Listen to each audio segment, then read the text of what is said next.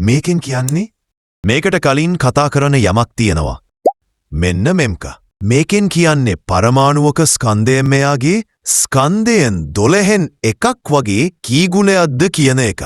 මේකේ මේ පිටුවේ මේක ගැන විස්තරයකුත් මේ පිටුවේ එක මූලද්‍රව්‍යවල මෙව්වා එක කීයද කියලා තියෙනවා. මේක තියෙන්නේ අණුවලට මේක පරමාණුවලට. ඒ කියන්නේ මේක මේකේ අණුවලට එන වර්ෂන් එක. හයිඩ්‍රජන් වල සාපේක්ෂ පරමාණුක ස්කන්ධය එකයි.